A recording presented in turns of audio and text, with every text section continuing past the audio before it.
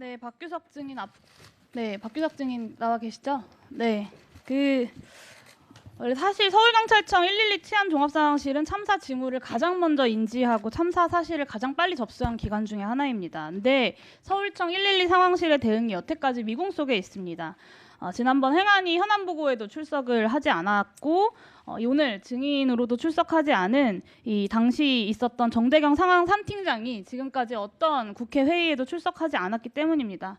그리고 놀랍게도 우리는 112 상황실에 있었던 어떤 조치들이 이루어졌는지를 파악하지 못하고 있습니다. 오후에는 반드시 이 상황 3팀장에 대한 신문이 이루어져야 된다라는 말씀을 드리고요.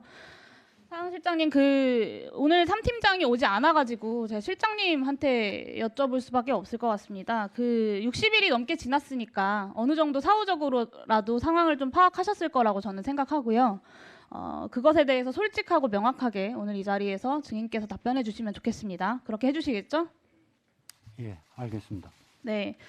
당시 서울청 상황실과 상황실의 실질적 책임자였던 상황 3팀장이 참사 사실을 언제 최초로 인지했습니까? 본인 진술에 의하면은 22시 59분경 소방으로부터 발생 사실과 경찰관 요청 22시 59분이요? 22시 59분. 22시 59분이요? 예.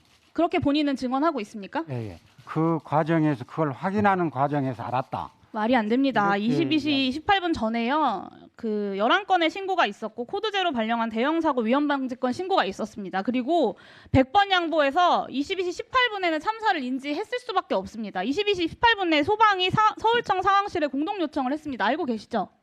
예, 알고 있습니다. 네. 그리고 22시 18분에 첫 112 신고 접수 받고 2, 3분 내로 깔릴 것 같아요.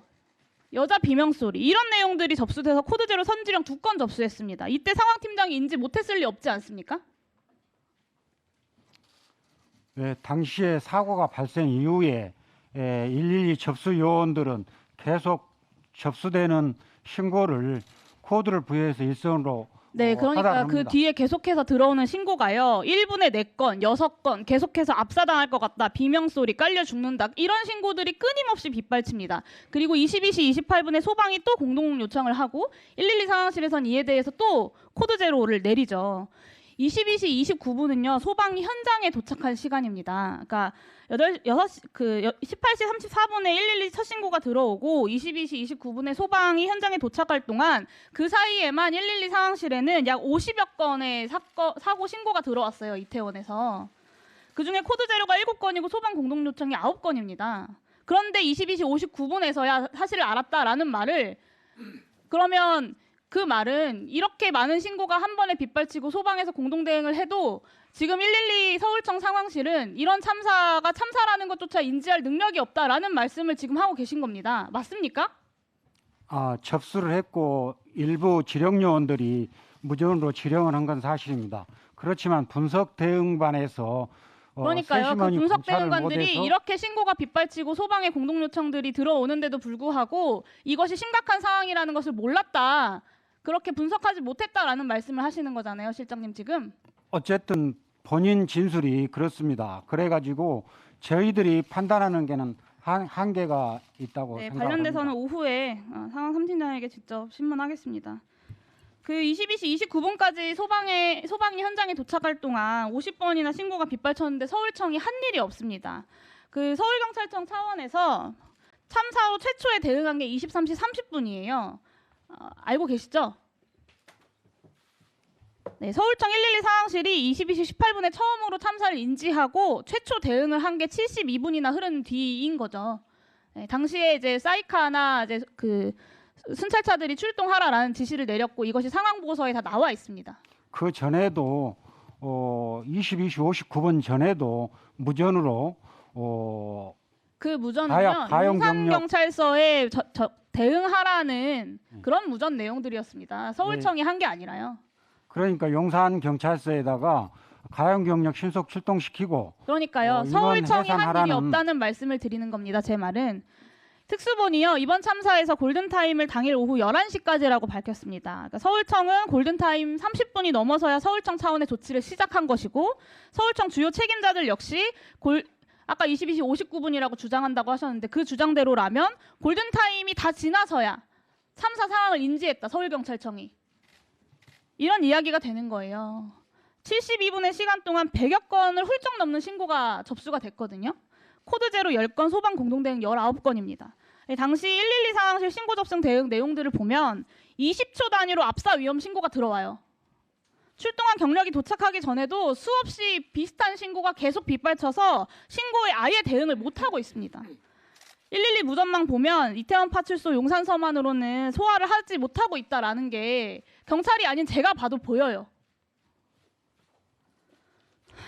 소방에서는요. 서울청 상황실에 22시 56분, 59분, 그리고 23시 16분, 23시 25분, 23시 28분, 30분에 수차례 직접 전화를 걸어서 제발 경찰 더 많이 보내달라라고 요청을 합니다. 그런데 그 녹취록 보면 서울청은 현장에 경찰이 얼마나 배치되어 있는지도 제대로 모른다는 답변을 합니다.